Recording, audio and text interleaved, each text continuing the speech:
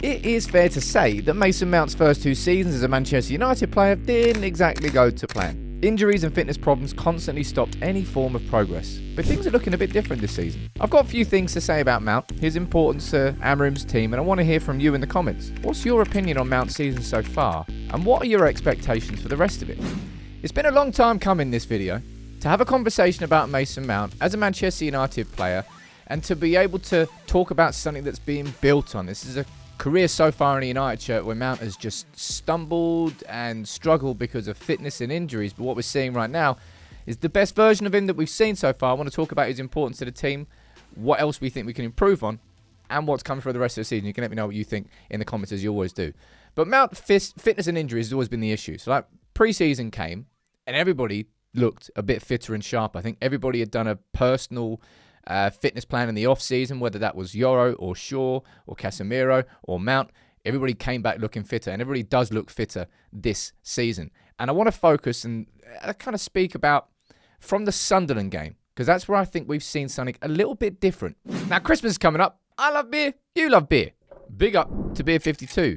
They're offering you the chance to get a case of 10 free beers. Who doesn't love free beer? And they are 10 unique beers that you won't find anywhere else. Beer 52 are the UK's #1 beer club. Every month they visit a different place, UK, US, Germany, a big variety of beers that you won't really get anywhere else. Now, if you go beer52.com/UTD, you can get yours. But let me taste one. This looks like a tasty little number. Man, that's tasty. I love beer. That there brewer is kind of like a light hoppy ale, but there's different darker ones. You can have just a box of light beers if you want, or a mixture. It's completely up to you. You can choose. Just make sure you follow the link in the description. And yeah, on top of that, this comes in every month, the Ferment magazine. You can have a little quick read through that. You want a little snack? How about a snack? Kernel corns. Bit of Bombay mix. Of course, you can cancel at any time. Just go beer52.com/UTD. You can grab your free case. All you got to do is pay for delivery. Christmas coming up. Who doesn't love a nice variety of beer? Honestly, you should grab yours. I've got mine in the fridge. Looking forward to having those. But let's speak about Mount against Sunderland, which was that first goal that he scored. It was a really good finish, but overall how he played in that game was really impressive. And you'll see this is a repeating pattern in terms of how Amorim speaks about Mason Mount. Said it more than once. In terms of how good he is defensively as well as from an attacking perspective. More of an all-round midfield, if you want to call him that. He had a knock before the Brighton game, and you're thinking, is this going to be another situation where Mount comes in, plays well, and then goes back out? But actually, what we've seen since is Mount actually building on something. Finally, Crystal Palace. You know, that was the first time that he's completed 90 minutes in a Premier League game for Manchester United since he joined. That stat blew my mind at the time, and it still does blow my mind. But it was a really good goal from Mount and a really good overall performance.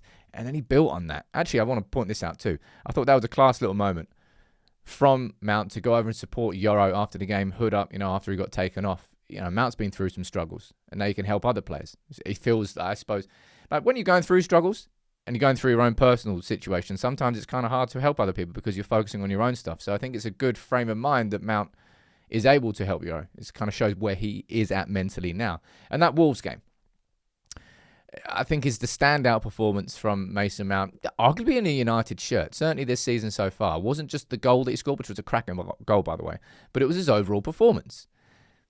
And this is him speaking after the game, talking about the setbacks he's had. Like, I just feel that United probably right now are a better footballing team with Mason Mount in compared to without Mason Mount. I quite liked Amorim's reaction to the game, saying, look, I'm impressed, but, well, actually he said I'm not impressed because I expect it from the players. And it is these standards that, our standards have gone through the bloody floor, man, for a long, long time. Doesn't mean I can't praise Mount for how he played against Wolves. And it's just something I want to continue, right? For the life of me. It's just been so frustrating. Same for Mount, I suppose. Well, probably more frustrating for him than me. But again, what I mentioned earlier about Amorim pointing out the fact that he can attack and defend. I think if I was going to pull out one part of Mount's game that he does better than probably anybody else really inside that attack, it's how he presses and how he actually sets United up to press better. I think he's very good at leading by example with that. And maybe, look, if you speak about Frank Lampard or Amorim or Tuchel or any manager that's really worked with Mason Mount, they all love him. He clearly trains very well. And I think, as I said, from a pressing perspective, we're a better pressing unit when he's in the team. And also here, like, I want to speak about Mount and Bruno because, geez, you can rewind and go back to when Ten Hag actually signed Mount and we tried to switch the system. Casemiro on his own, playing Bruno and Mount in front. It did not work. But they've complemented each other pretty damn well in these last couple of games.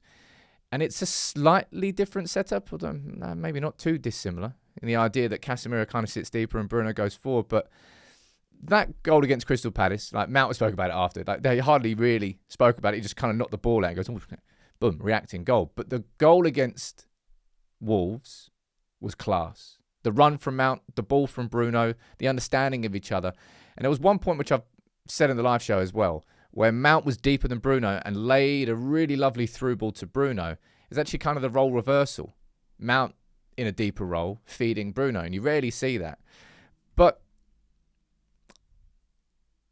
it just feels, hey, look, this, you can argue this is me tempting fate, but it feels right now that Mount probably the starter for United.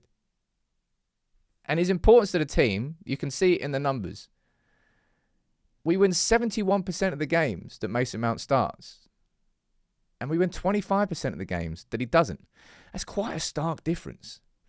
It's just, for everything that we've seen so far from Mason Mount in a United shirt, was he a bad signing?